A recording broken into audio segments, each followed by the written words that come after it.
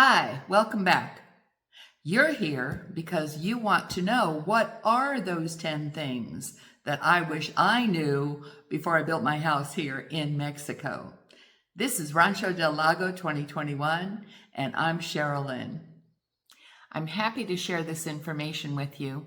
I wish I could share it with everyone who thinks they might like to move to Mexico and build a house, because had I known these things ahead of time, it wouldn't have stopped me, but I would have made many different decisions and had so few problems compared to what actually did happen. So let's get into that list of 10 things. I encourage you to get a pen and paper and take notes, because this is important stuff. Before we get down to business, I want you to hang in with me to the end of the video because I've got 2 good bonus tips for you. Number 1 is to hire a good real estate attorney, someone with experience and good reputation. That person will help to make sure that the deed is clear for you to purchase, that the land classification is residential, that you as a foreigner can own that property, and that the utilities, electric and water, are accessible to that property. Number 2 is hiring a builder. Research, research, research. You need a builder with a good reputation. You check Facebook groups for construction specifically. You ask for references. You ask around town to see who's had what experience with what builder. And you get a very detailed contract when you decide who you want to have build. And I mean detailed to the minutest degree. If you have more questions, put them in comments. Number 3 is your soil testing. You need to hire your own soil tester. That's not a difficult thing to find out who does that locally. You need to get the soil type and the land type. Find out if it's stable bedrock and at what depth. Find out what the water table depth is and whether in that area there is ground movement. The movement in my ground is, it's crazy. It's crazy. One day my chain link gates will close and the next day they won't because the ground has moved that much. Number 4, you hire someone to survey your land. Finding out who does that locally is not difficult. Then you pay for that survey being done, and you pay separately to get the paper original drawing with all of the measurements on it and some sort of seal or stamp or something to show that it's original. I would get at least 1, possibly 2 originals. And now it's time to look for and hire an architect. If you have some kind of a design already in mind, that's beneficial. Work with the architect on your design, taking into consideration breezes, sun, which way it's going to face, where you'll have shade, etc. Now, that architect, most of them here only want to do a footprint, and they only want to give it to you on a computer electronic thing. They don't usually do paper. You insist that you get an original full set, which means 1 page for the footprint, 1 page for the schematic on electric, 1 page for the schematic on plumbing, a page for showing all of the elevations, front, back, sides, where the windows are located, the whole shebang, because otherwise the builders will screw you up. That's as simply as I can say it. They will screw you up. Have the whole thing planned out. And with that plan, you get to go to a reputable engineer. Again, my engineer is someone I hired in Guadalajara. It's a very reputable firm. Be glad to share that with you if the need arises. Note in comments or send me a message. Once you hire that engineer, they will go over those plans with you, consulting on the entire design, making sure that it is structurally sound, making sure that the foundation is appropriate for the soil test results and for the design and for the foundation, and making sure that everything all fits together. They will give you an approval seal or something on it. At that point, you want to get more soil tests. Now you've got the footprint. Now you know where on the land you want to set your home.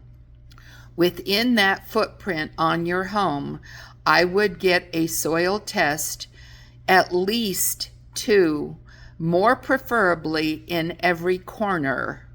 And I'm speaking from experience, because one corner of my footprint, the foundation was done incorrectly and the house began to sink.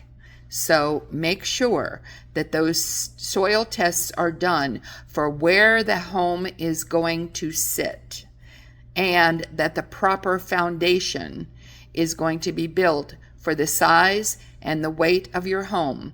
And a deeper foundation is required for homes that have more than one floor.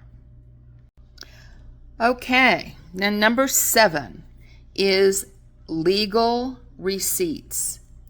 In Mexico, a legal receipt is called a factura. When a subcontractor scribbles what he's done, maybe, something to your doors or your windows, and says it's so many pesos and signs his name, that is not considered a receipt, even though it says, paid to him.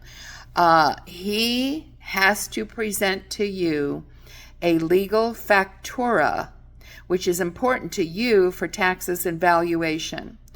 A lot of them do not want to, because in presenting to you a legal factura, that means that their money isn't under the table.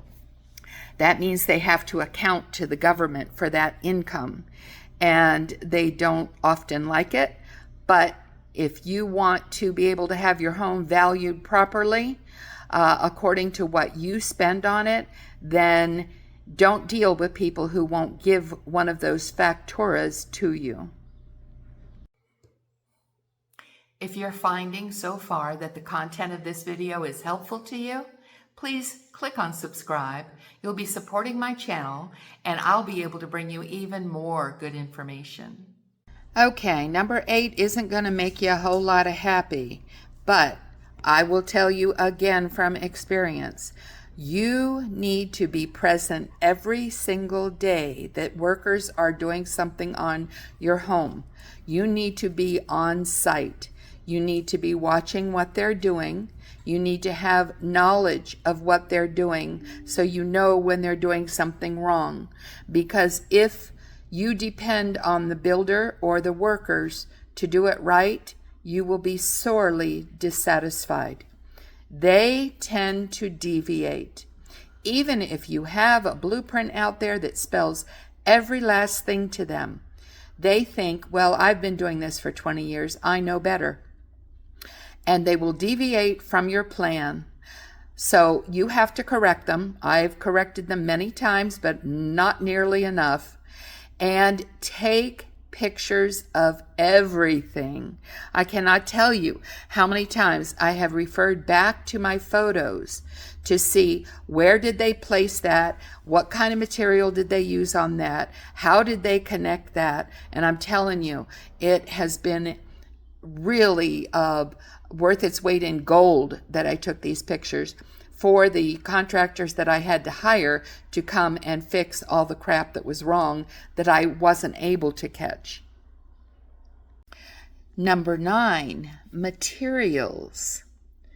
Now, there's a couple things about materials that you need to have knowledge about construction, because you need to be able to recognize the quality of materials. You need to know which kind of pipe to use for water or for gas or for electric. You need to monitor where it's being purchased and how much is being spent. You go with the contractor to buy your materials because they get a contractor's discount and you want to see what you're paying for. Some materials you'll be able to load up in the car and take with you. Other big purchases will have to be delivered. Be on site for the delivery. Make sure that what you saw in the ferreteria, which is the hardware store or the building supply, is exactly what is being delivered to you.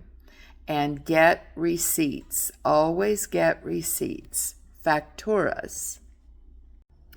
And number 10, it's really about materials again, but it's theft. An awful lot of theft happens on construction sites. So you need to have your materials very secure. Before the home is built up to the point where it can be locked, you need to have a fenced-in area that can be locked where materials can be kept, or live on site in a camper or a motorhome. That would be ideal. Have a fenced area with a dog, maybe fence in the whole thing, but then you'd have to have a very wide gate for the large trucks that make deliveries.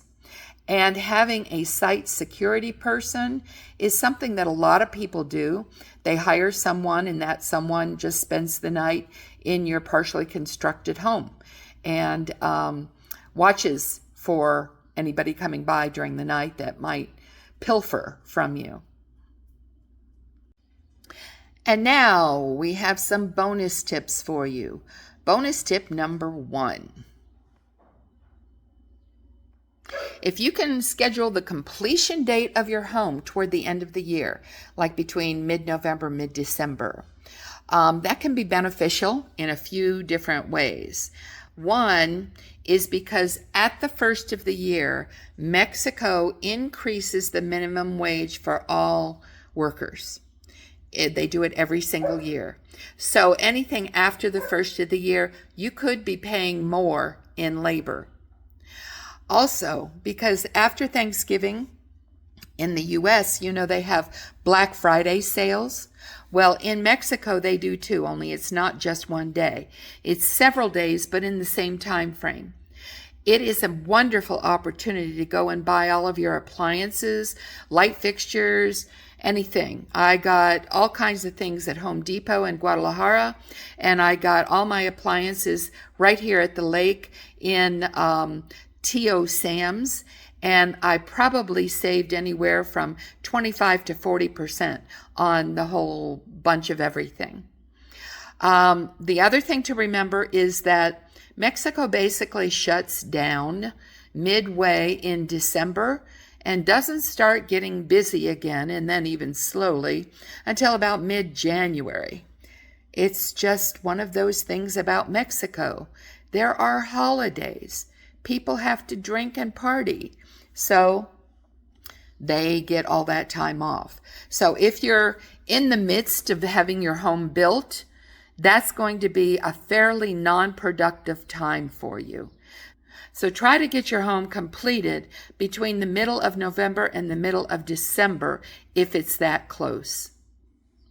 Bonus tip number 2. If you are wise and you choose while you are doing the construction to add solar panels for your electric, please choose a company that will interface with CFE, which is the Mexican electric company, because to have solar, it requires a different kind of a meter. It's a dual meter so that it will register both the electric that you're using and the electric that you feed back into CFE when you're not using it all that has been collected through your panels. Now, one benefit here in Mexico is that anything you feed into CFE, they do give you 100% credit for. Unlike in many places in the States, if they allow it at all, they only give you a partial credit. So that's a bonus.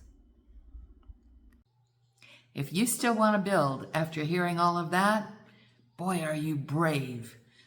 I welcome you to come back to my channel and learn all you can about moving here to Mexico, about building, about creating a homestead, and just about anything else that you could possibly ask. You have a wonderful day, and thanks for watching.